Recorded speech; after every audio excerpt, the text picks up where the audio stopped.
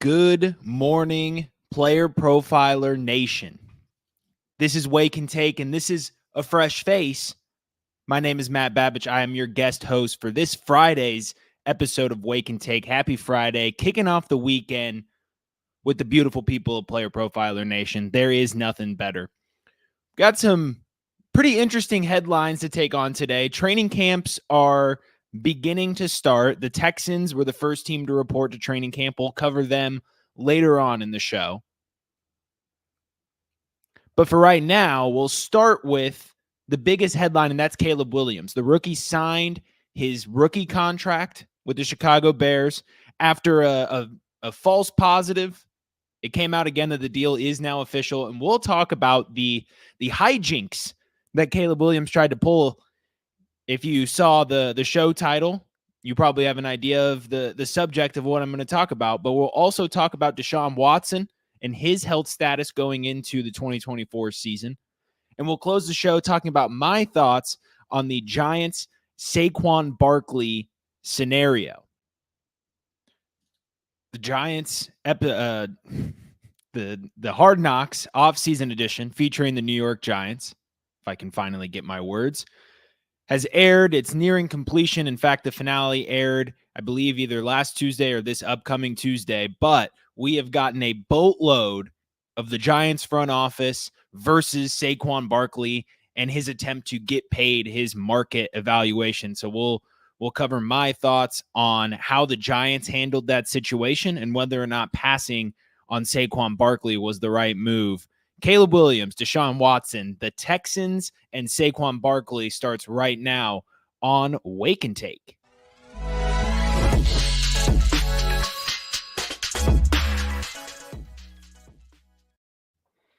All right, welcome everyone into the show, Wake and Take. Let's kick it off with the headliner, Caleb Williams. So Caleb Williams, before signing his rookie contract, before making it official, Caleb Williams did quite a few interesting things, some unheard of actions. And this is coming from the person who was rumored to want a stake in the team that drafted him, an ownership stake. Now, those rumors were never confirmed, but what we do know from Mike Florio is that Caleb Williams tried to have a no franchise tag clause inserted into his contract. Now, I'm not very shocked that someone tried to pull this off. In fact, I would expect many players to start trying this move in negotiations. Eventually, it may even get signed into a contract. The Bears, however, did decline this motion, and Caleb Williams did not sign a contract with a no franchise tag clause in it. I don't think he's going to have to worry about that. I'm sure that was probably the Bears' pitch. But that's not what we're here to talk about today. We're here to talk about tax evasion. And that is what Caleb Williams tried to pull with his contract. The team first requested that the Bears pay his salary to an LLC, a limited liability company that is owned by Williams. For those who don't know, anyone can start up an LLC. You can operate it out of your home, your apartment, your garage, anything. It's very easy to start an LLC, and Illinois, like many states, does not require income tax filing for LLCs. So if the Bears paid Caleb Williams as an LLC rather than to his person, then Caleb Williams would have to pay 0% income tax on all of this tax, on all of his salary, and earn about $35 million in untaxed income. Pretty savvy move, but the league denied it. The Bears, or Caleb Williams' team also requested to the Bears that Williams be paid through a forgivable loan, resulting in, quote, Williams getting the money tax-free until the loan was forgiven, as many as 10 years into the future, end quote. So this is essentially saying that Caleb Williams would get the money up front, like you would for any standard loan, car loan, house loan. But the amount of this loan, in his case, $35 million, would be deferred across a period of time and eventually forgiven so long as Williams is employed by the Chicago Bears. Again, another savvy move, but the league shot it down as well. Caleb Williams' team believed that there were no violations of the league's CBA in either of these requests. Nevertheless, the league shot down both attempts, making it seem as if the Bears were okay with either of these scenarios, which you can't blame them. The Bears are the ones writing the check, and why do they care where it goes? What do they care how much tax Caleb Williams pays?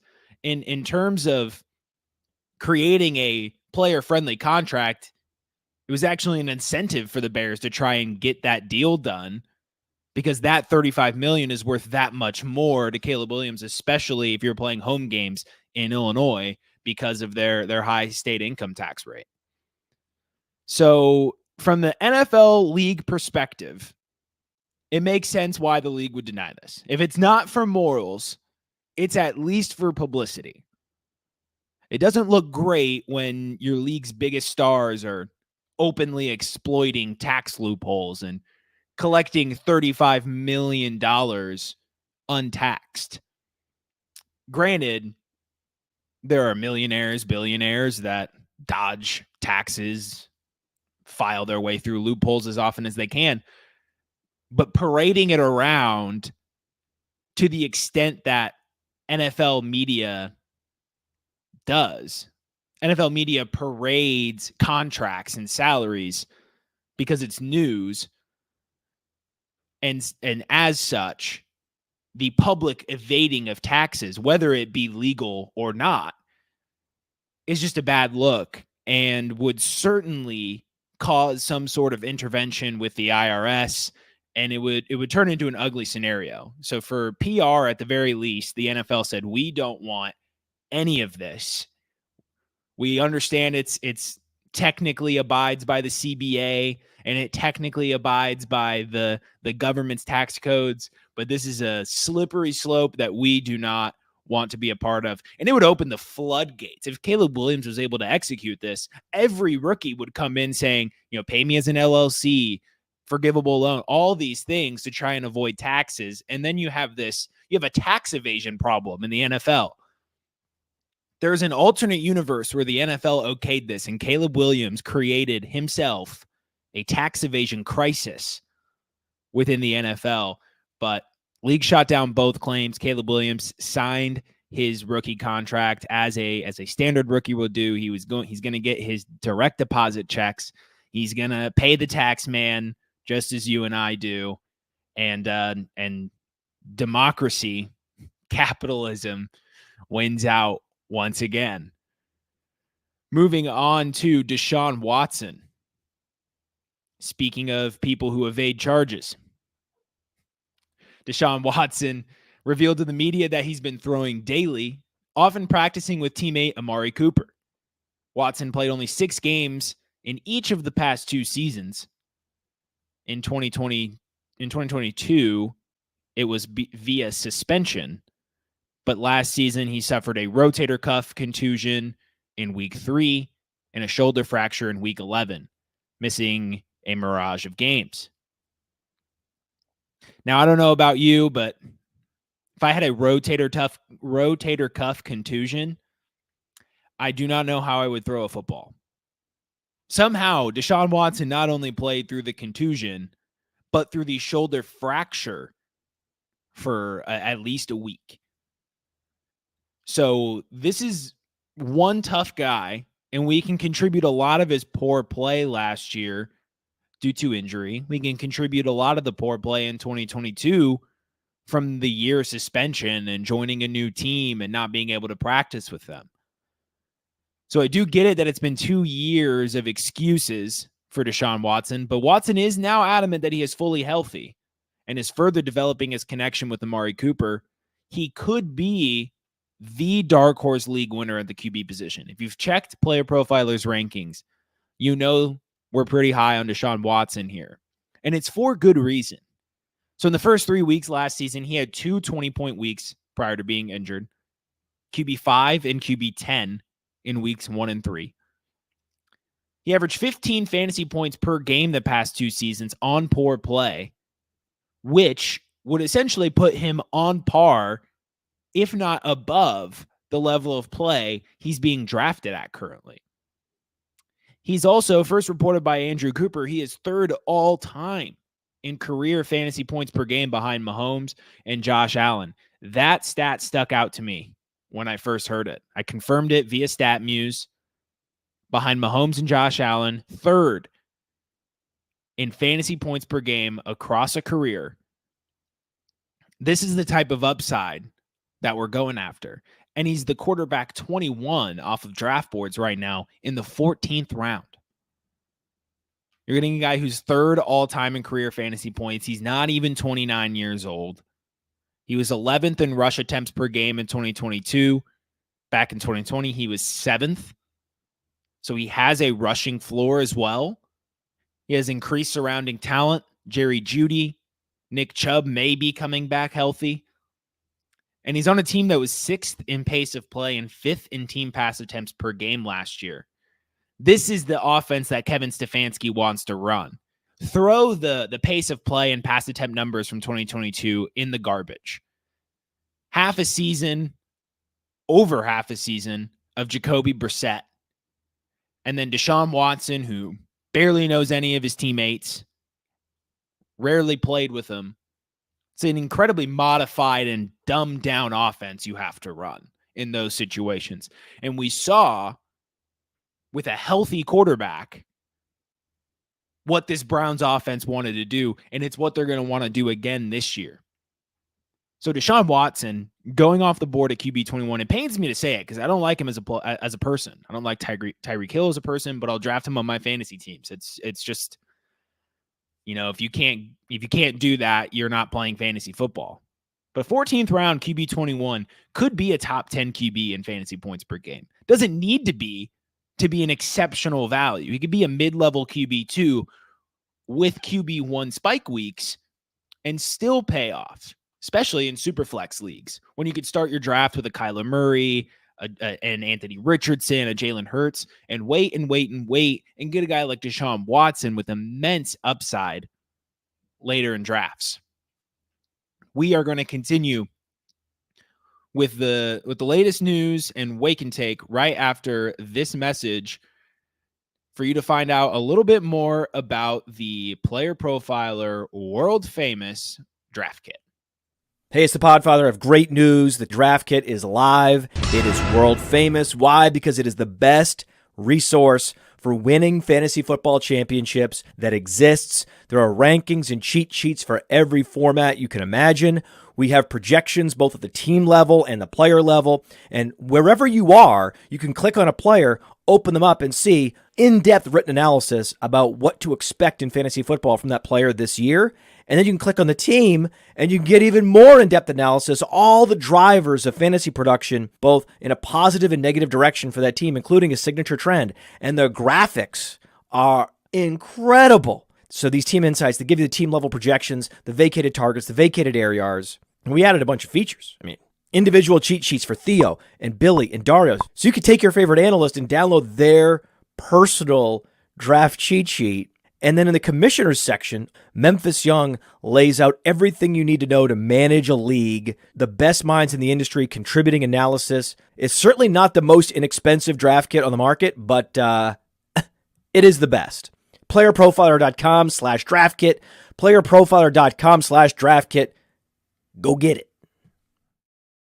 Go get the Player Profiler draft kit. You can find, I'll always talk about it when it comes to draft kit season because it's one of my favorite products at Player Profiler.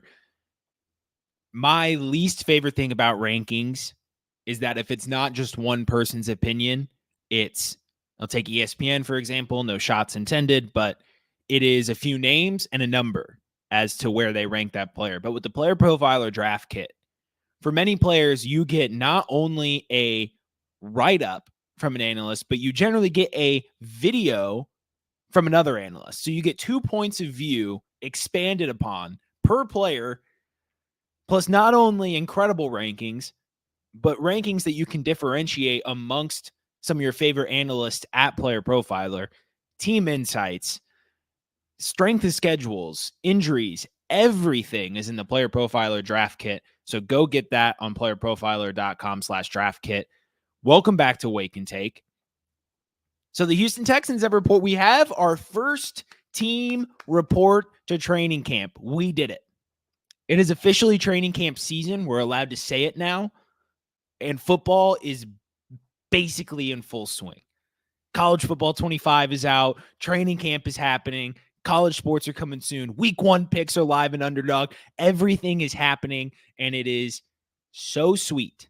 So in honor of the Houston Texans reporting to camp, I'd like to loosely project how I expect the passing volume to be distributed in this offense. Spoiler alert, someone is going to come out as a huge fade at ADP. So I'm going to bring up my screen here. I have a little spreadsheet. I'm a spreadsheet nerd. What can I say? And so here we have the spreadsheet that I put out, just kind of jotting down what I expect this target breakdown to look like. So starting at row 4, column A, team pass attempts, I have 595 on the season. This is a 5% increase from what Stroud's levels were at last season. And this over a 17-game stretch would be top 5 pass attempts in the league. So this is upside case, near league leading pass volume. What do these targets shake out to look like? So starting at the X position, Nico Collins, I have 24% target share. He clocked in at a 23% target share last year. And the slight increase is coming from the level of alpha that Nico Collins is becoming to be. So last season, his numbers were near impeccable. Ranked second in both yards per route run and formation adjusted yards per route run. Was 10th in yards per team pass attempt. 7th in fantasy points per game. Top 10 in the NFL in receiving yards. Had a 23% target share. 12th in dominator rating. 2nd in QB rating per target. 4th in fantasy points per route run. 1st in fantasy points per target versus man. So he is just dominating man coverage. This is an alpha. If you look at his reception perception chart, spoiler alert, there's a lot of green on it. And so this breakout season for Nico Collins, where he had some injuries in the middle of it, this is going to be expanded upon. This is not a Tank Dell big play merchant hyper touchdown rate performance. This is a consistent alpha level performance, what Nico Collins can do for this Texans offense. So that target share is not going away. In fact, we're probably going to get a little bit of an increase because of that developed connection and the breakout season we got last year. And so we're going to go across the other side to Stephon Diggs, whom I also have projected for a 24% target share. Diggs has not had under this mark since he was back in Minnesota with Adam Thielen in 2019. And to go from 2023 backwards, 30% target share last year, the site's a little slower than I anticipated, 28% target share in 2022, a 26% target share in 2021, and a 29% target share in 2020.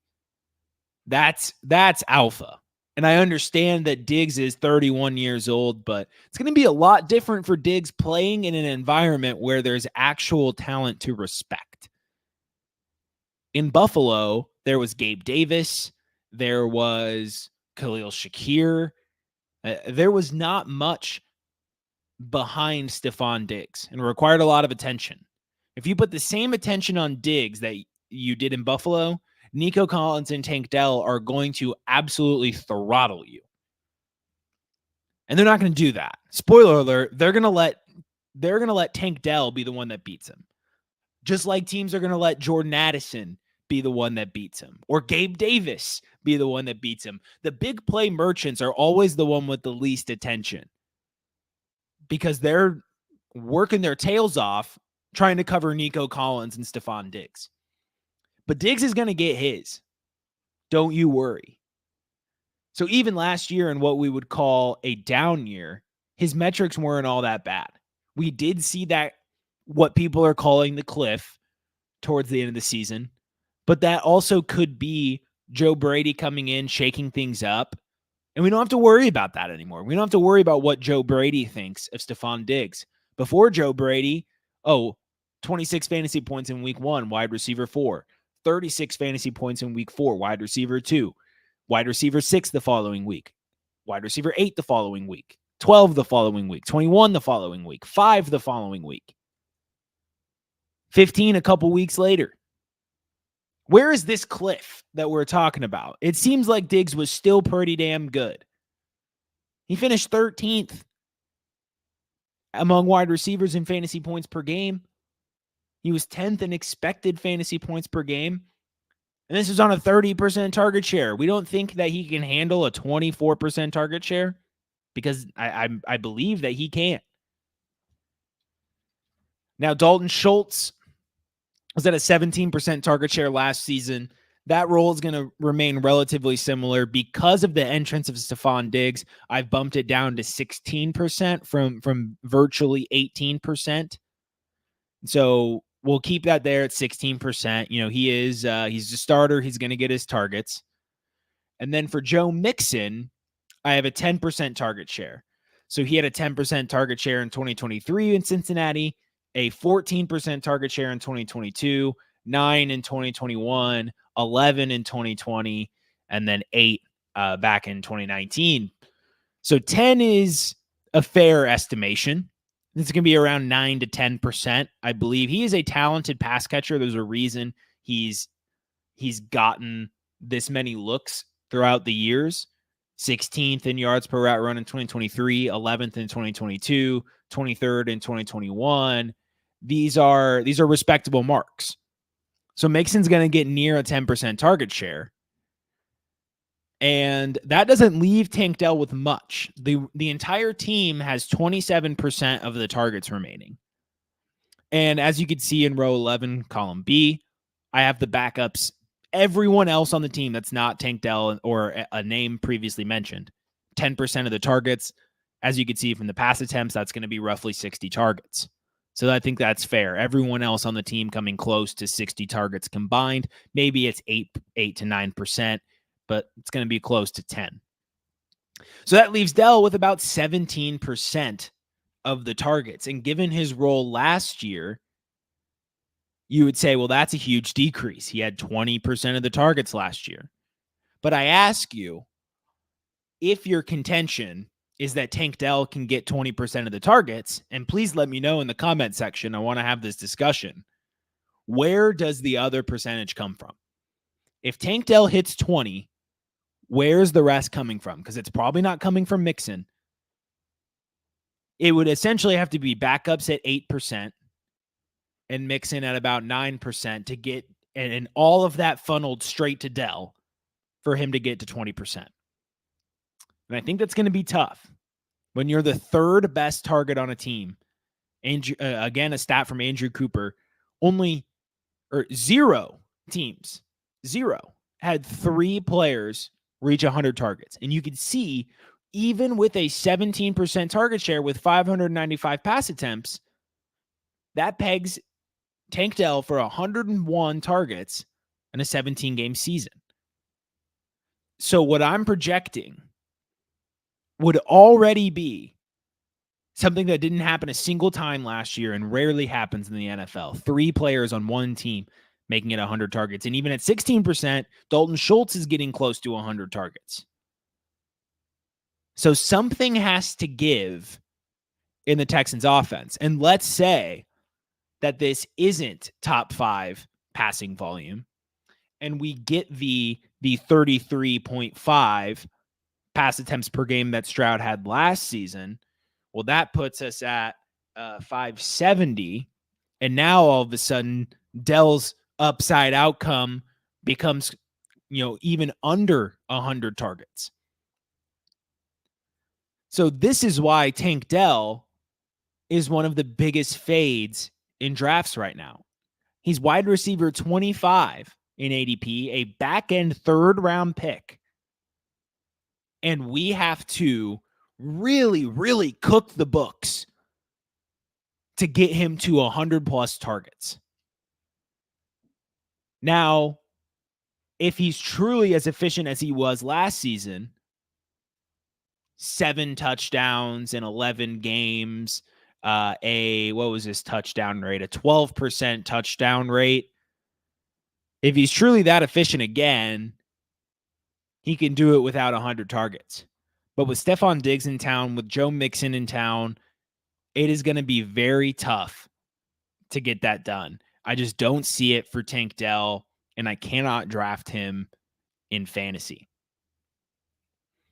Finally, let's wrap up the show talking about Saquon Barkley. So clips of Hard Knocks have been going viral, showing Giants Joe Schoen's uninterest in bringing back Saquon Barkley at market value, including a lot of clips of, I'm not going to sign Barkley at, we don't want running backs over 27 years old. Just so much hypocrisy spewing from his mouth. First of all, to talk about the RB age cliff and why it's a reason to not spend significant assets on a running back. And then to go out and sign a near 27-year-old Devin Singletary for a respectable amount of money is asinine. And it's disrespectful to Saquon Barkley. This whole charade has been a disrespect to Saquon Barkley. It's been a punch in the gut, just a spit in the face. It's a bad look for Schoen as well. Barkley has carried this team for years. They refused to extend him, put a piss poor roster around him, no chance to win. And then they let him walk publicly, airing their distaste at paying him market value. And so I'm not going to sit here and say and deny that the resources that they've allocated have been well spent. They went out and got Brian Burns. They retooled both their first and second string O-line. They made a lot of good moves from a roster construction standpoint. But they had the money to keep Saquon. And that's what's so confusing. They had the money. Most of it was in the big difference between the two of them was in their guarantees. And from a cap hit perspective, they had a similar contract. So Devin Singletary has a roughly $4 million cap hit, $3.78 million in 2024. Barkley has a $3.8 million cap hit in 2024. Singletary has a $6.3 million cap hit in year 2, and Barkley has a $5.6 million cap hit in year 2. So that's even a smaller percent of the cap in terms of a cap hit. So there are arguments to make that Barkley had a friendlier contract short term. Now, the guarantees is where the nuance comes in terms of dead cap. Barkley's contract was $17 million more expensive than Singletary's this season and $16 million more expensive than his the next season. But the thing about that is, it doesn't matter if he's on your team. The only time dead cap comes into play is when you terminate the contract at such a point as where you owe more money than what's guaranteed. So they haven't paid out his guarantees yet. They haven't paid off enough of the contract to let him go. But if you don't let him go, these contracts are equal. So let's forget about dead cap. If we just look at cap hit, how much money is this running back costing me this year? Saquon Barkley is on a cheaper deal short term than Devin Singletary. And the only way this contract becomes more favorable for Barkley than the Eagles is if the Eagles decide to terminate his contract. If they cut him right now, they would lose out on, $24 million in dead cap. And if they do it the following season, it'd be $17 million in dead cap. But if you're signing Saquon Barkley, you're not cutting him for the next 2 seasons. So dead cap doesn't really matter at all. So in year 3, both contracts are set up to where in year 3, you're saving money if you release him. So the Giants said, we want a Devin Singletary such that if we cut him after year 1, we'll break even. And then after year 2, we'll save $5 million. With Saquon Barkley, after year 1, you're losing $17 million. That's the opportunity cost right now of Saquon Barkley. And none of this makes sense to me because all they had to do was sign him to this exact contract. They would have him for the next 2 seasons as they really try and get this roster together and become competitive. And then in year 3, if you really want out, you can save $1 million by cutting him.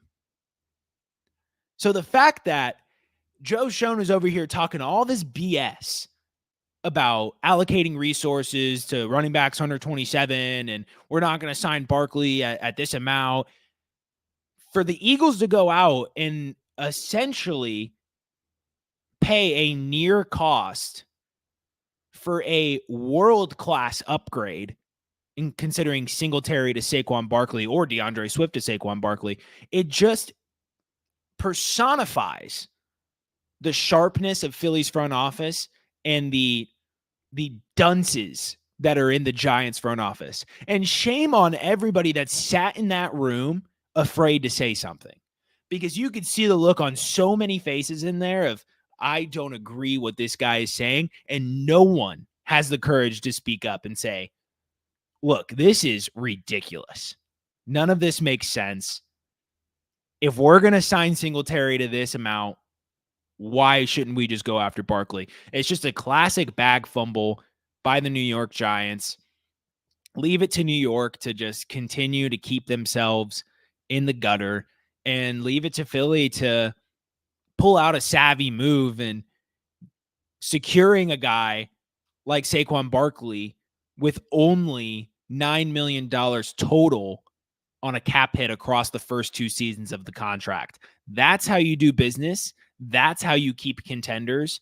And that's how you make Super Bowls, by doing things like the Eagles or the Chiefs or the 49ers do them. That is going to do it for the show. I am neither Jason Allwine nor Theo Greminger, but I am Matt Babbage. Thank you for tuning in. It is 6:40 p.m. after a rough week of work pre-recording this. So I do sincerely apologize for just stumbling on my words throughout the show. That's generally not how I go about podcasts, but today's was a little messier. So apologies for that. Thank you for bearing with me. Thank you for watching. And as always, we'll see you next time, except you're going to be seeing me Wednesdays, Player Profiler, 7 p.m. Central on the Dynasty Roundtable, and 6 p.m. Central on Saturdays, hosting Player Profiler Today on the Player Profiler News YouTube channel and the Profiler_NFL Twitter. Hey, I want to thank you for being part of this broadcast. If you have any thoughts on it, leave a comment. If you enjoyed it, make sure you leave a like. And if you want to see more shows on the Player Profiler channel, subscribe to it. That's how we know you want more.